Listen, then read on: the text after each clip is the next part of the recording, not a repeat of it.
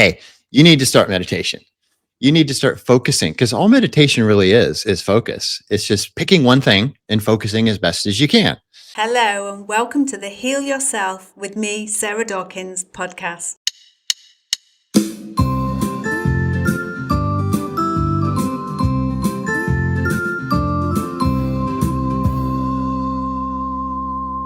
We share people who've already healed themselves, along with health and wellness tips from myself.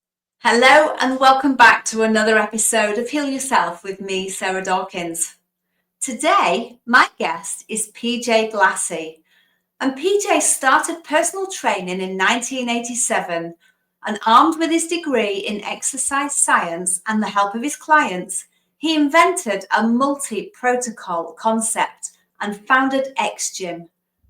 PJ is the author of the book Cracking Your Calorie Code and the inventor of his brain type test, which helps people to achieve health and fitness results much faster through specific brain wiring techniques. PJ's extensive research into brain science helped him through his own healing experiences, which could have left him personally disabled. So welcome, PJ. Thanks, Sarah. It's great to be here. I'm pleased you're here, my friend. So, PJ, you've been through a couple of different healing episodes. Mm-hmm. Could you just tell us about the first one and how you knew what it was ultimately? Yeah.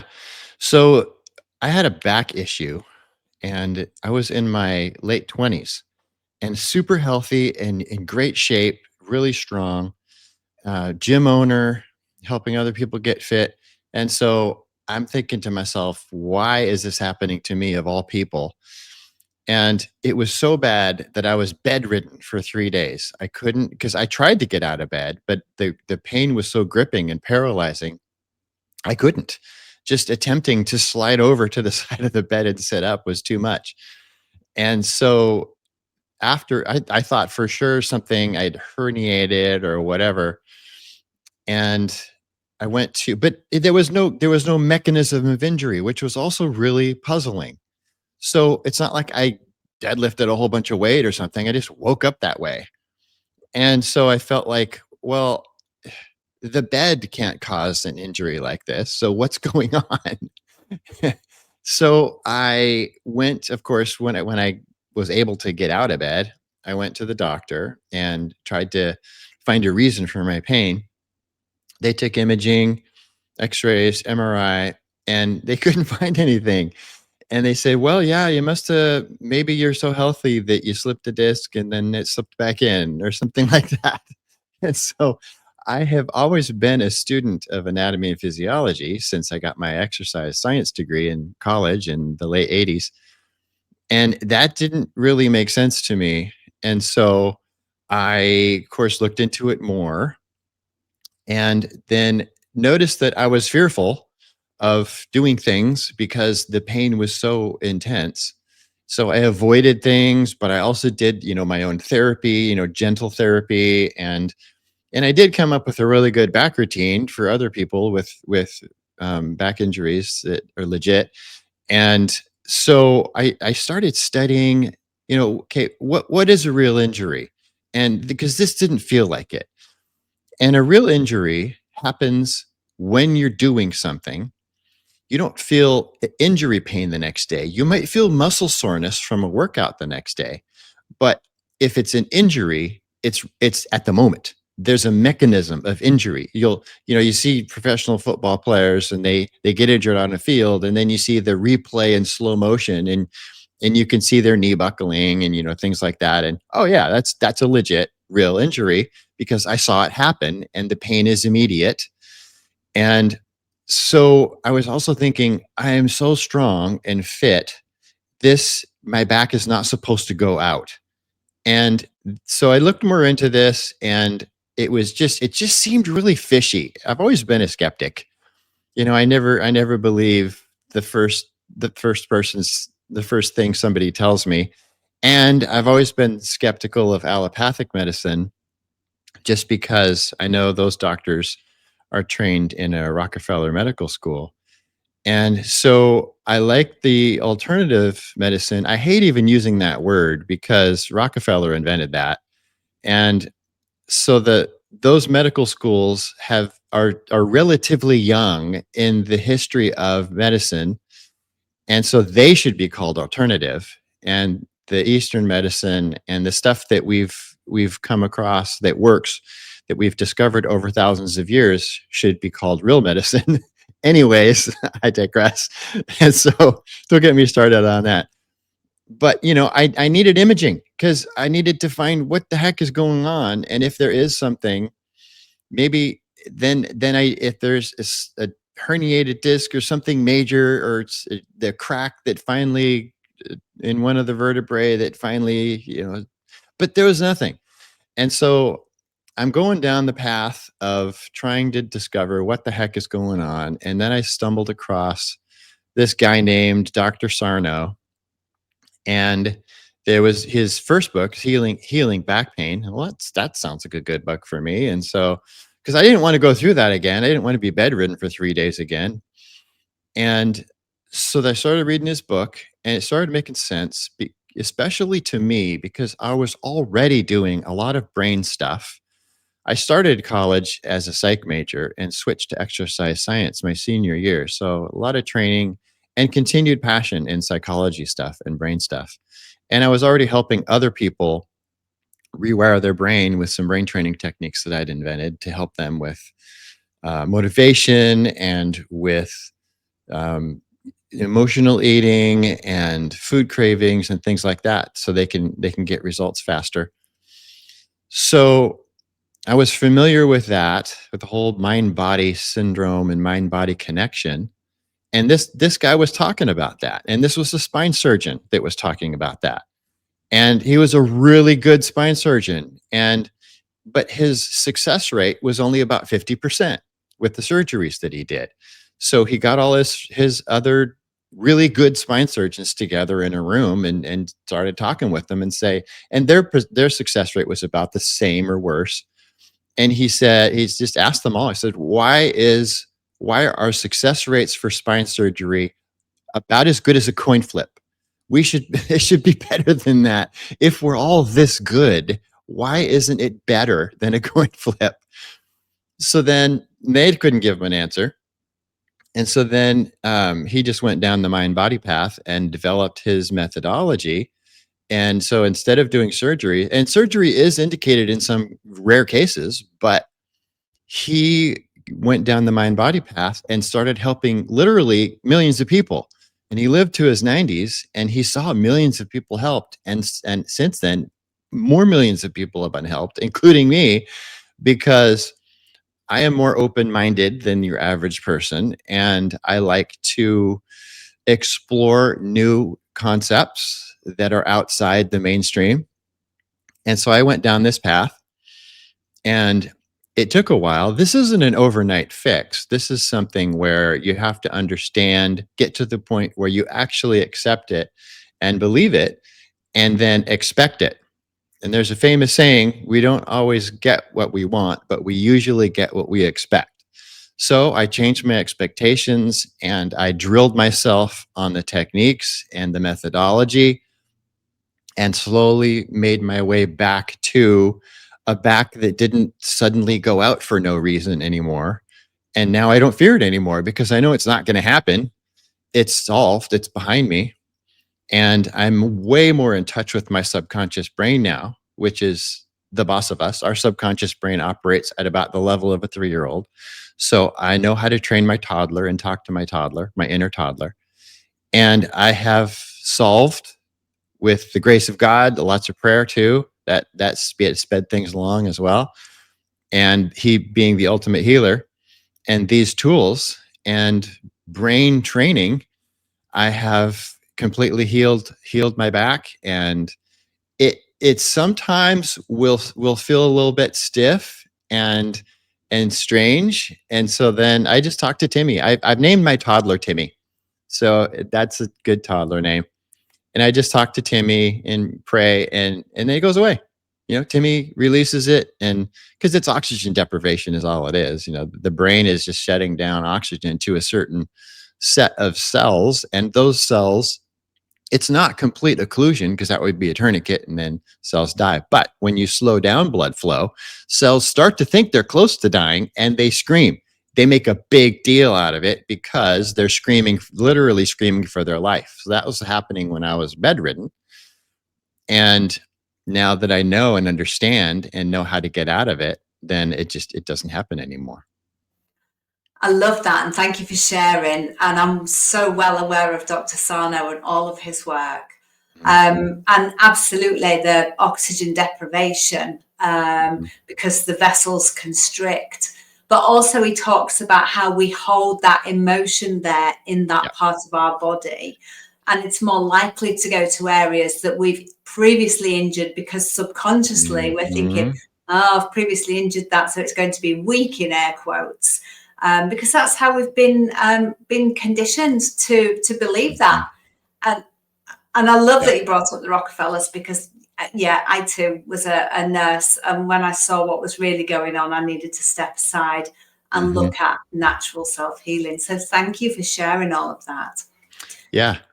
It comes back to certain areas, and the subconscious will use those areas. If it worked before, it'll use it again.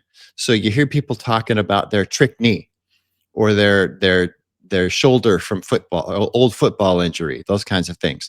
That's not how the body works. The body is a healing machine, and we're all like Wolverine and we can heal, but we have to believe it. We have to know that it works this way, and then the tools to do that.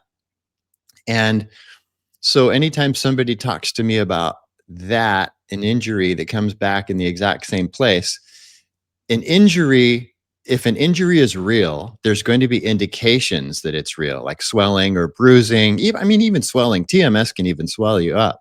But for sure, like if I'm going to pull a hamstring and there's bruising, that's an actual muscle pull. So I'm going to treat it like it's real. But when there's no bruising, it could be a minor tear that wasn't enough for bruising, or a broken bone. We can talk about a broken clavicle if we need to, but there's indications that it's real. Otherwise, if it's coming and going or changing and moving around your body, or that trick knee feels great this month, but next month it hurt, it came back and it hurt, no, it doesn't work that way. The human body and real injuries don't work that way. It's TMS in that case, and it's some emotion that's being repressed or suppressed. And it's not like this emotion has to come out and then you have to work it out, with talk therapy and rumination with a therapist. Sometimes that's helpful and there's nothing wrong with that, but it just needs to come out is the whole thing. And that's the whole purpose, is to get it out and bring it out. And then once it's out, then the subconscious brain isn't protecting you from that anymore because it's out, and then you can get past it. Thank you. And I love that you talk about it, the injury in air quotes coming back. So it keeps coming back to the same place. And like you've said, if there's been no actual physical injury to cause that pain, we need to be starting to question, why would this area of my body produce pain again when I've not damaged it, I've not re-injured it, all of a sudden out of nowhere, like the back pain that you had, the body just throws out this pain. And I love that you call your subconscious mind Timmy, because it absolutely is. And it runs as 95% of our lives, doesn't it, on autopilot? Yeah. We're just running from that subconscious mind. Yes. It's true. And the problem, allopathic medicine certainly has its place. And when I broke my clavicle, it was very helpful. But its place is limited. And it can often make these things worse, because when you go to a doctor, it's like when I went to the doctor for my back pain, I said, hey, here's what happened and here's how awful it was. So now it's his job to look for a reason for my pain. So now he has a bias. If a doctor like Sarno, for instance, would say, okay, well, let me ask you some more questions, and then come to the conclusion that it was TMS and he didn't even bother with x-rays or MRI, then he would be out of business as an allopathic doctor, and he'd be putting himself out of business. So they are unconsciously motivated with their bias because that's their living. And so it's not like they're trying to be deceptive. It's just that they are looking for a reason. They will come up with the reason because that's essentially what I just hired him to do. That's why I'm in his office. Tell me why this is happening. So he's going to do it. He's going to give me what I need and what I want. And that's his job. He gets paid for that. And so but they couldn't. He still couldn't. He said, well, it could be this, it could be that. It's probably this, it's your facet joints. And then another doctor for a second opinion said, no, it's your SI joints. And so I say, okay, well, why can't you guys agree? And why are you so emphatic about your opinion when it's completely different? And so then, yeah, you guys got to be skeptical, and you just got to know that they're biased, and that's okay, because all humans are biased. None of us are unbiased. We all have a bias. And so we just know that go into the appointment knowing that, and then take it with a grain of salt, because that's what's happening. Yes, and it's about being so self-aware that you can see your own biases as well, and know and acknowledge your own bias. Right. Because it's challenging to challenge your biases. Yeah. But that's the only way that we can come to that logical, rational reasoning part of ourselves, by challenging those biases. So exactly. You have spoken about your clavicle, and you've spoken about your brain training. Can you take us on to the injury of your clavicle and the knowledge you've gained from Dr. Sarno and healing your back, and the brain training, and how you've put all that together and healed your clavicle? Yeah. So I was out in the tennis court, and I had a really bad fall. I was just lunging for a ball, flying through the air sideways, and shouldn't have done that, but I was having fun. And then I landed on my left shoulder, and so then I stayed down there because I instantly felt nauseous. I thought, oh, that's weird, because I fall down all the time. I'm aggressive with sports and things. It's no big deal. But it was just, I guess, the wrong kind of, and it was a cement court, so I didn't slide or roll. It just stuck in place. And then I sat up, and my shoulder wasn't working right. And so I kept sitting there. So my wife runs over, because I never do that. And so she's all freaking out. And what's wrong? I don't know. Something happened to my shoulder. And she goes, uh-oh, well, let's go and see someone. And I go, well, it might just be AC joint, and it could just be slightly, dislocated. And so we went to a medical store and got a sling, because I knew I needed to immobilize it. But it wasn't really hurting that bad. It was just discomfort and nausea, which was strange. But the reason it wasn't hurting that bad is because of brain training. And I know how to deal with pain, and I know what real pain is, and I know what emotional pain is. And there's always both. So if you have a real injury, sure, you're going to feel real pain, but most of the pain is probably going to be emotional, whether it's fear or whether it's whatever. It could be something from the past, even could be something you've stuck in your subconscious and hasn't come out yet. Everyone's different, so it's different for everybody. But most of the pain in most cases is emotional. And so because I know how to get around that, all I had left was the physical, and it wasn't much. And so we got the sling, and then I still couldn't really move it, and it was moving weird. And so I thought, well, yeah, let's go get an x-ray. So we went, got an x-ray, and it was a really bad clavicle break. Now, when I saw that on the x-ray, I was actually relieved that it wasn't my AC joint, because a dislocated AC, a separated shoulder is what it's called, is actually worse than a broken clavicle, and it takes longer to heal. And for sure, if it's fully dislocated or separated, then you have to have surgery to get a doctor to reconnect the ligaments. So I was so relieved. My AC, oh good, my AC is fine. But the bone was really bad. It was like this. It was complete break, and it had shifted up, and there were chips and shards in between it.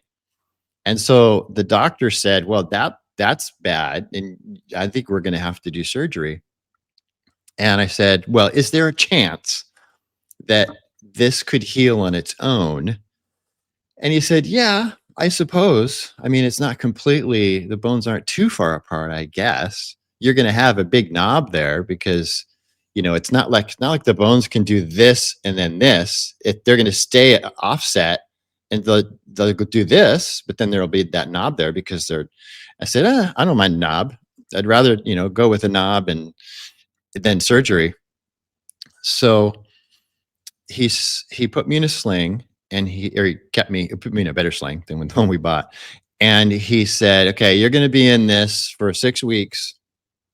And then you're going to come back and we're going to look and see if you need surgery or not, because we're going to see if the bone ends have found each other and it's starting to come together. And so I made my appointment. I wanted to make the appointment for 4 weeks because I expected to heal way faster than he said. He also told me that with this kind of break, there's going to be the healing and then there's going to be the rehab, and it's a huge deal. And it's going to be 9 months. The best you can expect is 9 months. You'll be 90% at 9 months. And so I said, okay, challenge accepted. So he said, come back in 6 weeks and we'll take a look and schedule for surgery. And so, because he was skeptical, he didn't think it would not need surgery. And then, because I'm 58 years old, so he expected a certain speed of healing.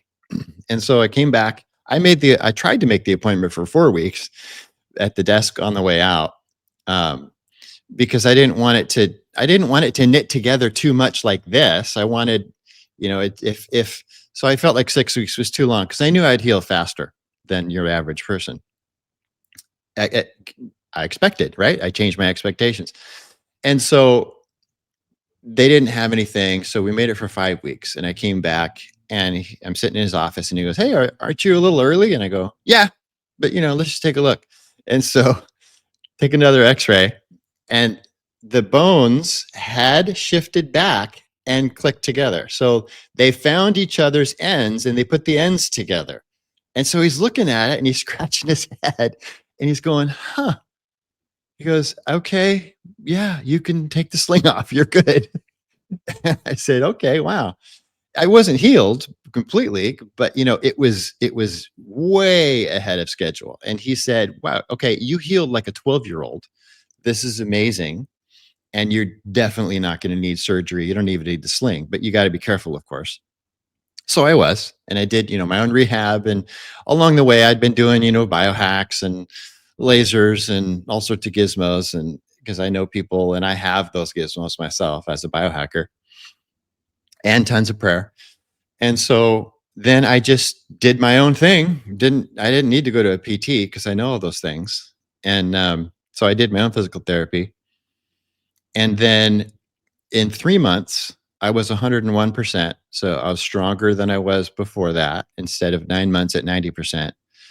And so it's just, yeah, it's just prayer, faith, biohacking, doing the right thing, being careful, not overconfident, and changing expectations. And that's what made my healing like a 12-year-old.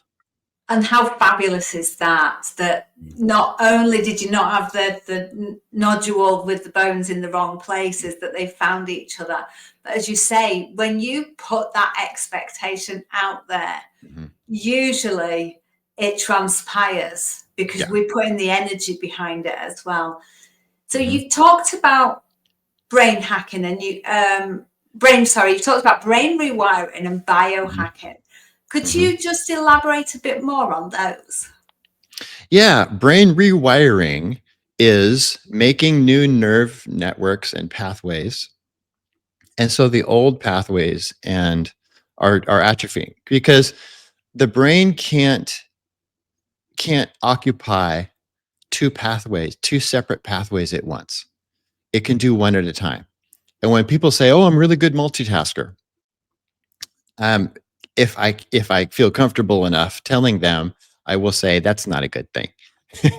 So what you need to do is stop bragging about that.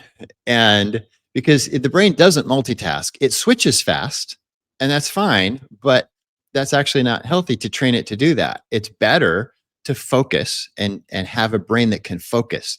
If you look at every really super successful person, whether that be in their occupation or whether that be, because there's different definitions of success. And some people think it's material wealth and other people think it's relationships and, or spiritual, whatever. So you look at the people like Elon Musk and the people like Gandhi and Jesus, and you it, th- between all of them, they have become legendary, and it's their ability to focus that helped them do that, not their ability to multitask. And so I tell people to, especially if they're a good multitasker, which is a quick brain switcher, and for some jobs that's necessary and that's fine, but hey, you need to start meditation. You need to start focusing, because all meditation really is focus. It's just picking one thing and focusing as best as you can. And you're going to get distracted along the way, and that's okay, because every time that you get distracted, you consciously pull yourself back on to that thing that you're focusing on, and that's a rep. It's just like doing a rep with weights. It's a rep for your brain, mainly your prefrontal cortex. And when you have a stronger prefrontal cortex, you're able to focus better, and you're able to control your emotions better. You're going to have more willpower. You're going to make better decisions. You're going to be able to simulate the future better, which separates us from all the other animals. No other animal besides humans can simulate the future and play out scenarios. And the PFC does that.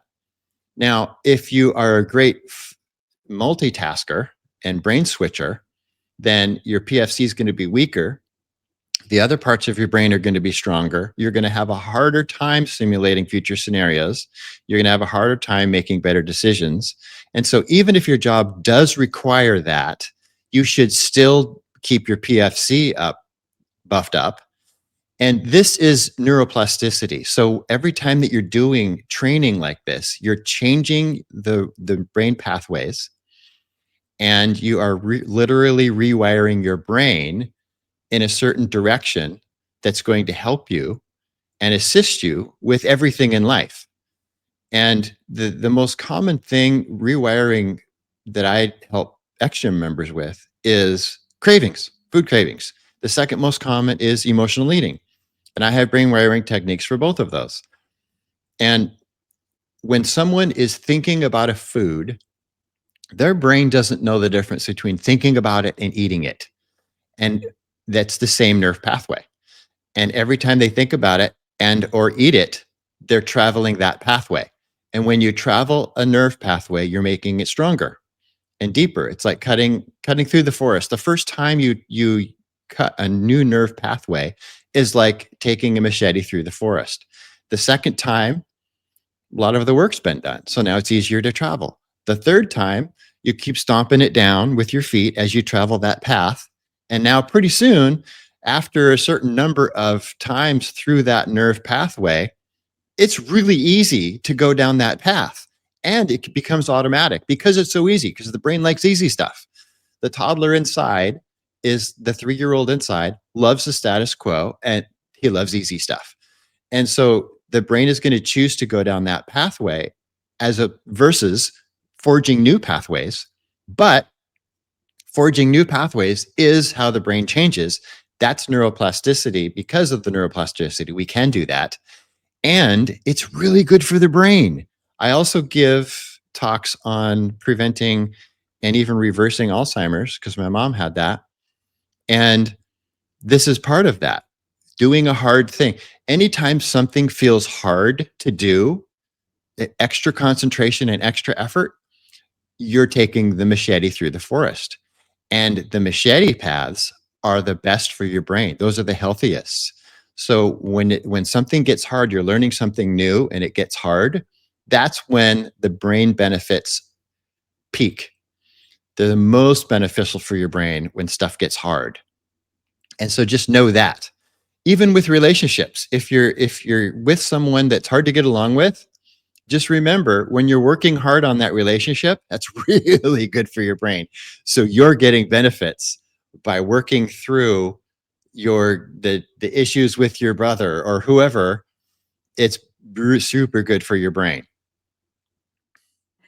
And as you've just said about your mum, we're never too old to learn to make those new neural pathways in our brain, whether that's doing crosswords or learning a language or learning something new. Anything that really challenges our brain Yep. is keeping it young, isn't it? And it's helping our memory as well. Exactly. Yeah. And our thoughts are typically for a typical person, they're at least 95% the same as they were yesterday. But we can change that. And if we do, and we create new thoughts and we go down new paths, that's really good for the brain. And so otherwise, we're going to get stuck in ruts and we're going to be that old stubborn hermit that lives up on the hill that thinks he knows everything and doesn't want to change anything. Well, that's not healthy and that's not good. And it doesn't, we're also pack animals and we're not supposed to be hermits. We need each other and we need to work on relationships and have good relationships. And I encourage people to have a hard relationship, make at least have one that's challenging with somebody. Because if you have all your relationships and you all get along and there's never any drama, that's fun, but your brain's going to benefit more if you have at least one difficult one in there. So you can have a positive attitude about those difficult relationships instead of dreading them because it's good for you. It's good for your brain. It is, and it takes us out of an echo chamber as well, isn't it? Because if we're only talking to people who have the same beliefs as us, we never get challenged. And it's when we're challenged that we're able to see our biases. Yes. And then challenge those biases. Are they really true?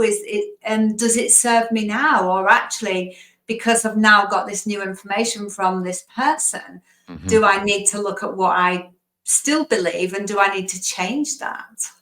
Absolutely. Yeah. And the people who have a strong bias, they think they're right about everything, and they cut people out of their lives who disagree with them, that's just the worst thing they can do for their brain. That is so unhealthy. And those people are also usually really angry, which is also super unhealthy. And you look at Dr. Emoto's water experiments and you can see what emotions do to the cells of your body. We're mostly water. And so when we have this resentment and anger and we're stuck in these negative cycles, it's devastating to our overall health. But the open-minded people, the truly open-minded people, not just the ones that brag about being open-minded and then shut people out who don't agree with them, but the real open-minded people that don't mind talking to other people with differing opinions and ask them questions and are interested in those people. Those are the people that are going to be healthier and happier. And so it just makes such a difference in so many ways. Yeah. Now, can I just walk you back a little to, are you able to explain to our listeners how they would be able to know if the pain that they're suffering is emotional versus physical? I know we've covered it, but could you just walk back and explain that more fully? Yes, I have a little bit of a shortcut. So your listeners might be familiar with the EFT technique, the tapping technique. And there's different variations of it. And probably the easiest, quickest place to go is tapping.com and just, look it up and see that everybody might have a little bit different formula, but the idea is the same. To learn that technique and see if it works. If it doesn't, keep doing it because it's a skill that gets better with practice. And that has been huge for me for pain, but also for cravings. So I used to have cravings too. And so when it doesn't take long to get good at it. And some people are good at it right away, which is great. But then you can tap for pain. So you can tap for emotions, you can tap for pain. And sometimes I will use it because I know that most of the pain that I'm feeling is emotional. So even when there's a real injury, I can still tap away most of the pain. Or, well, my brain is so rewired now, I don't really even need the tap much. In fact, I can just imagine the tapping and it works. So I don't actually have to do the physical part. So if I'm in the line at the movie theater and I need to tap, instead of looking like an OCD person, doing this in the movie theater line, I can just imagine it and it works just as well for me because I've done it so much. But that's the reason that my collarbone didn't hurt. And it never really did. And I made the mistake on the night of the injury because I knew it was a real injury. And it was just, there's some discomfort and maybe some pain, when I moved the wrong way. And so I took a Percocet. See, right now I'm on zero meds. I have been on zero meds for years, but I took one just so to make sure I'd be able to sleep because I didn't want to be up all night. I had to work the next day. And so I wanted to be rested. And I slept and I stayed on that, I stayed on my right side and I wondered if I would, because that would be painful, if in the night and then my just with being asleep switched over. But no, everything worked great. And I felt weird because, I don't take meds. And so when I do, then it's weird and I feel gross. And so the next night I didn't, and I never did after that. And there was never any excruciating pain, just mostly discomfort because I knew I had rewired my brain. So there's lots of techniques to do that. But I think the easiest and quickest for people to learn how to start to do this is the EFT, because you can tap either for the pain and or for the emotion. So you can just say, as you're doing the tapping, this emotional part of my pain, this emotional part of my pain. And you can tap it that way. And then as you get better at it, then it becomes more and more effective. Thank you. Because my understanding is that EFT, the tapping techniques, is tapping on the meridians, the energy lines throughout our body that join everything together. Yeah. And another one of the ones that I use is because I'm so in touch with my subconscious with Timmy. He's my friend and he's my little toddler. And my parent brain is the prefrontal cortex. And so I talk to Timmy as a loving parent. And then I pray. I ask God to help me. And then I talk to Timmy and then I do some tapping and if needed. And that's the way I get out of it, mostly for the emotional pain part. And it's so simple as well that anybody could do that. Totally. Super simple. Yeah. Thank you.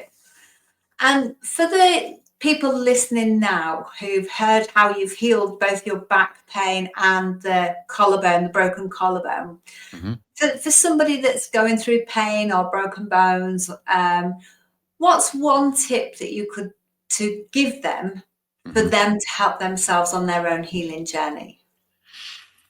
Well, it's belief, it's believe that you are a person who can heal. Your body was created to heal. And you can heal faster than a doctor it will predict. You can heal as fast as you believe you can. It's just about expectations. So believe it and expect it. And then when you get to the point where you truly believe and truly expect, now a lot of people call that the faster results.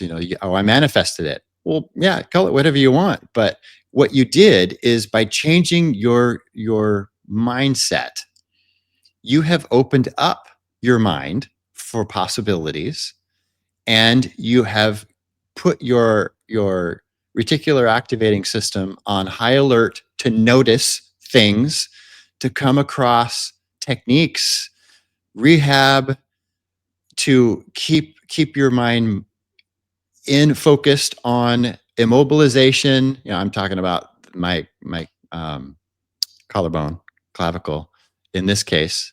But in any real injury, it would be those things, and just really focusing on knowing that you're created to heal. You are a healer. You are your own healer. And you can heal really fast. And it's just allowing your body to do that. So then when you have yourself in the right mindset, now you're eating better, you're giving your body the nutrients to do this, to heal this, and the immobilization and the rest, and you're more diligent with everything. And then you're going to manifest that because of you're acting different, you're thinking different, and then therefore acting different, and then allowing yourself to heal. But when people are in the wrong mindset and they're a victim, and oh, this is awful, this is going to take forever, oh, this is completely disrupting to my life, then you're going to be doing the opposite things. Then your subconscious brain is going to be sabotaging your healing and literally making it longer. Or if you're convinced that the doctor is right, because the doctors are great at creating the nocebo effect, where they say you're going to be 90% in 9 months. Now, if I had believed the doctor and convinced myself that he was right because he's the expert and he knows better than I do, it would have taken 9 months and I probably would have been about 90%. Or if I go in for a prognosis and, oh, I have cancer, and he says, yeah, 6 months to live.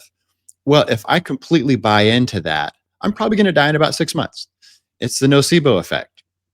Or if I say, no, my body's a healer and my immune system is going to clear this cancer, and so I'm just going to figure out how to do this, then that's more likely to happen. And how profound is that it all comes back to our own beliefs. So it puts us back in charge of ourselves and gives us that responsibility back. I love that. Yeah, we can't. Once we give the power to a doctor or somebody else that has told us something, it's over. But if we keep the power and we say, okay, challenge accepted, and go with our own instincts and our own natural healing ability, then it's a completely different story. And we get such a good outcome when we believe our own story and take that responsibility. Thank you. Yeah. And where can people find you, PJ? Well, I guess the easiest way is xgym.com, xgym.com. And that's my gym, and it's got all my socials on there at the bottom of the homepage. And then the other site would be braintype.me for people that want to take the brain type test. And yeah, those are the two ways to get a hold of me and find out more. Wonderful. And thank you for sharing your healing and your wisdom with my audience on Heal Yourself with Sarah Dawkins. My pleasure. Thanks for having me. Thank you for listening. Please share this podcast with anyone who you think will benefit. And can you leave me a review wherever you've listened to it to help me reach more people? Thank you.